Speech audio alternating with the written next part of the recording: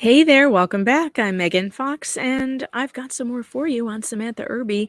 And just like that, one of the writers of the train wreck that is the show that was supposed to be a Sex in the City reboot and ended up being something that we all wish we could forget.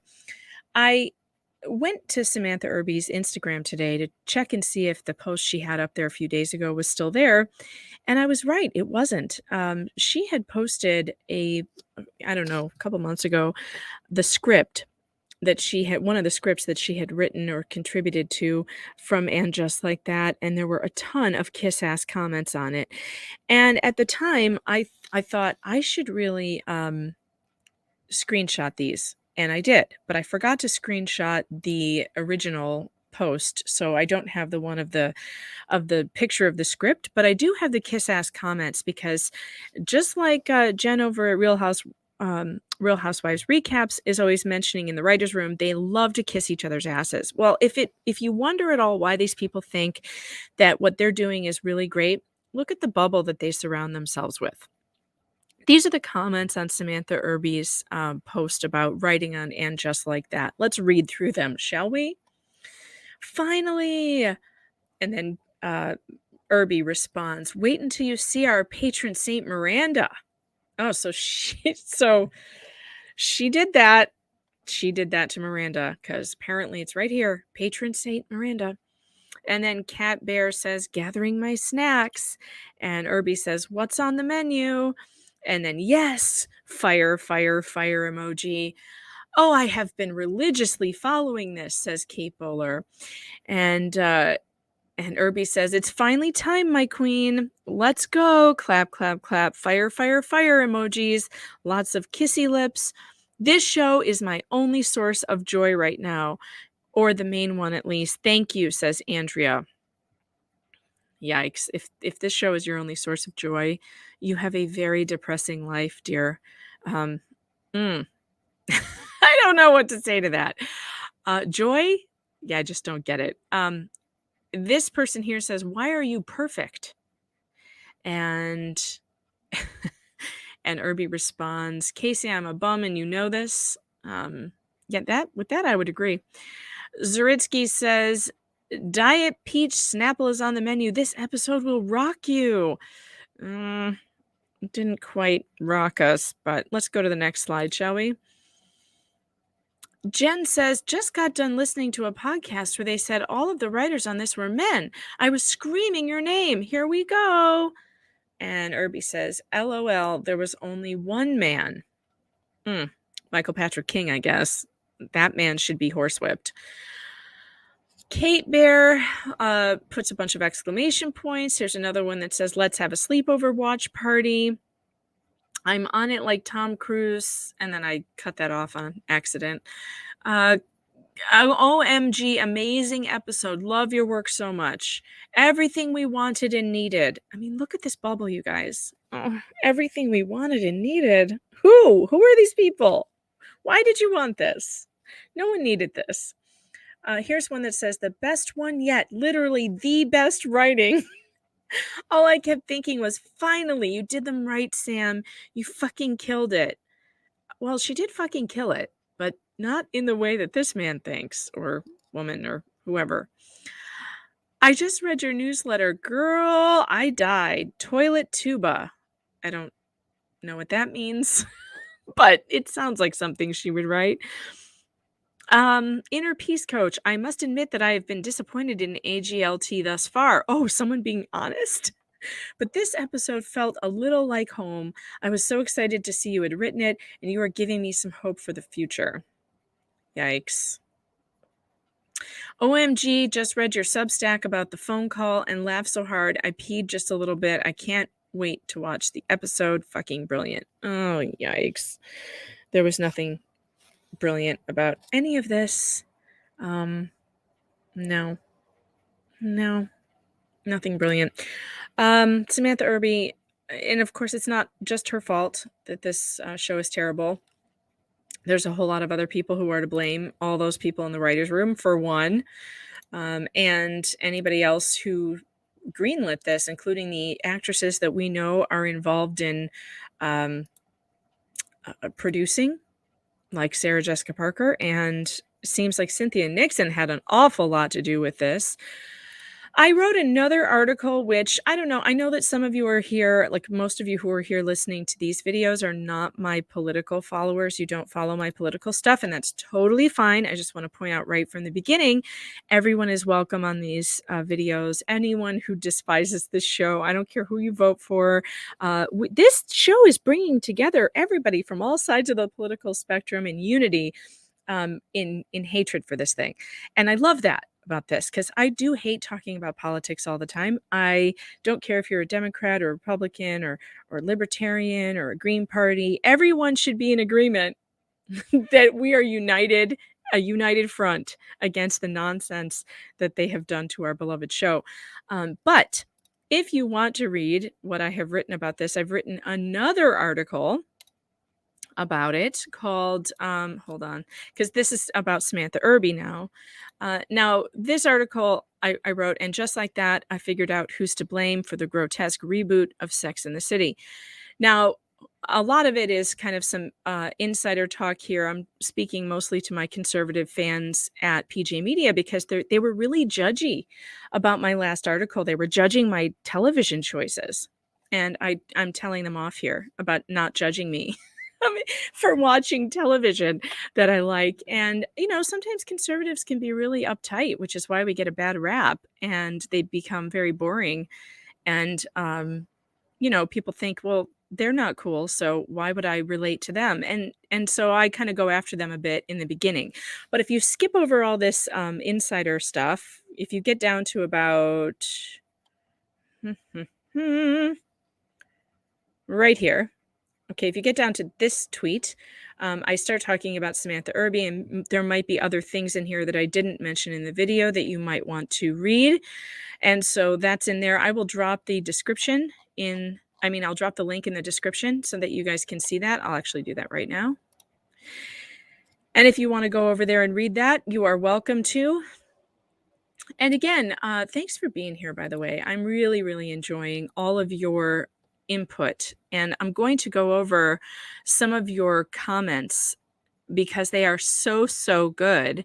In fact, maybe I should do that right now. Should I do that right now?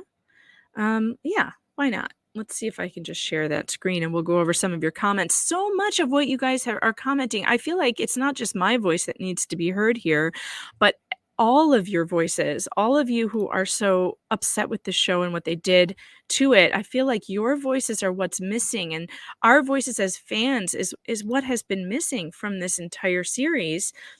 And I'm so annoyed by it, and I want to give you a voice. I want to give you that voice. And so let's do it. Mark Layton says, I can't decide what was worse, the Carrie wetting the bed, Che Diaz, Miranda sex scene, or the Carrie vomiting on her shoes in the street. Why did SJP even agree to this? And have to wonder if Samantha Irby even liked this show. It seems like she conned her way onto the show to sabotage it. Now, I actually don't think that that's true. I think that Samantha Irby was offered this show, and I think she believed she could do it justice, and I think she believed that she could do it well, and this is just her way of writing that just doesn't fit at all with this show, and it's Michael Patrick King's fault. He let her do this. He hired her. But I do agree with you that Mark, that watching Carrie wet the bed, I mean, just absolutely horrific. And also the vomiting, like really the bodily functions. But then again, if you go back to my Samantha Irby video, it makes sense because that's what she writes about. So Joanne says, brilliant assessment, explains everything. Wished I had looked up the writer's bio on the first episode. Yet, like a traffic accident, I cannot look away and continue to watch it because the reviews of the show are more entertaining than the show itself. How bad is that? I agree with her. I am also dying. I'm loving the reviews. I'm loving everyone's reviews. I've gone to, I think there's a podcast called Dungeons and Drag or Dragon Dungeons. And also, of course, Real Housewives recaps is great. And watching the reviews from everyone has just been amazing. And I love how everyone is totally united against the show. I've heard this comment a couple of times where people are drawing a relation to Girls. I never watched Girls. It was totally grotesque. It was so grotesque. I couldn't watch it. I watched like one episode, and Lena Dunham grosses me out so bad. I can't watch her. I can't watch her sit on a toilet and eat cake. And yet this is a really good comparison, because this is what it's like, what we're looking at, right? Is that it's the same type of writing. So a couple of you have brought that up, and I think you're very brilliant for doing that. Mike sorry, Mike, I can't say her last name. He said, halfway through this, you stopped the woke bashing and treated her like a human being. Your criticisms became much more reasonable. I wish you had started like this. Sorry, I can't please everybody, Mike. And then he goes on to say, it is Michael Patrick King who is in charge and who should be sorry. I agree with that. I said that. You should listen to the echo chamber that is the writer's podcast. You can hear how they put Irby on a pedestal instead of actually being honest with her. And when you say she was wrong for the show, you have a real point. Yeah, so I agree. Michael Patrick King is the real problem. And I do want to say, I hope I didn't upset you by calling her an SJW. It's just that that's social justice warrior is what that stands for those of you who don't know. I think that that was just kind of evident in her writing, and that doesn't mean that someone's not a human being without feelings, and I think that this was just the wrong show for her.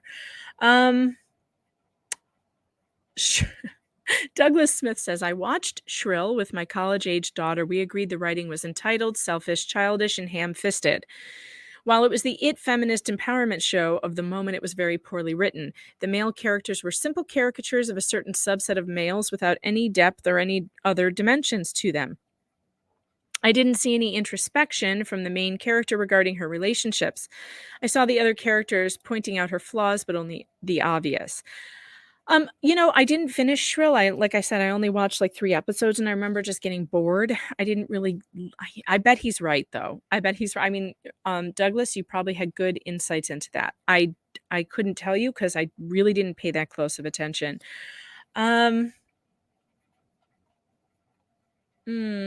Okay, what else? Let's see.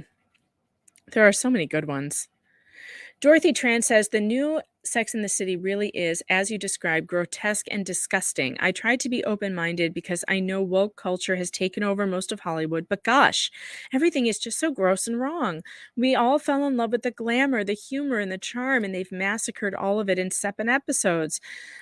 Thanks for sharing your perspective. Thank you, Dorothy, for sharing your perspective. I totally agree with you. I'm so tired of this, everything having to be gross in order to be real. Why do we need real? Why do we need reality? We just spent 2 years in a pandemic. Could we have some fantasy, please, that is happy and fun and makes us feel good? We're sick of feeling bad. We're sick of being sick. We're sick of thinking about death. We're sick of all of it. Could we just have some fun? Yeah, Anu says, you really hit the nail on the head. What was charming and sexy and put a smile on your face is now so depressing and unsexy. What happened to the sex in Sex in the City? There's no sex. All the sex is gross. We have to watch teen sex and like weird fingering and like, oh God, I can't even say it. Stop. Every time I think about that scene with Che and Miranda, I just get the shivers up my spine. Oh, good God. Gross. She did the teleplay for the exact Ben says she did the teleplay for the exact episode I decided to quit the show. When Carrie spilled the urine from the Snapple bottle on her bed, that was the end for me. Yuck. And they have ruined Miranda and Steve. They had intentionally sucked the joy from the show. Ugh. Yep. They sure did. Lori says, I think the show is patronizing and infantilizing. It's offensive to everyone. Yep.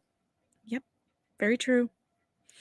Fairy Tale says, does it really come as a shock that her loyal SATC fans might not want to see Carrie turning into a man, Miranda turning into an alcoholic man, Steve turning into a senile old man, and Charlotte turning into a clueless feminazi sexual exploitation of teenagers and 50-something adults barfing on a first date? Yeah, I don't know why they thought we were going to like this. Actually, I think Michael Patrick King knew we weren't going to like this. If you go to Real Housewives recaps and you listen to the writer's room, I don't know which one it is.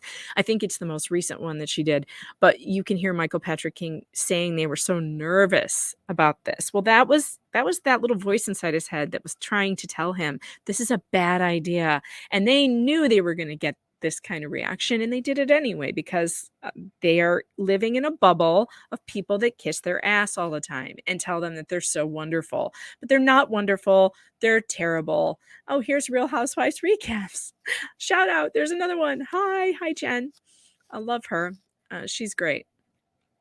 So, you guys have there's so many great comments. I've read them all. I'm so happy to be in a conversation with you I'm so happy to be in a conversation with people that doesn't revolve around politics, because none of this is political. This is all well, that's not true. A lot of it is political. However, I think it's great that people from all over the spectrum are coming together to really have a conversation about why we dislike this so much. And it doesn't really matter what your background is or what your beliefs are. And I don't get a whole lot of time to talk to people about just fun entertainment sort of stuff.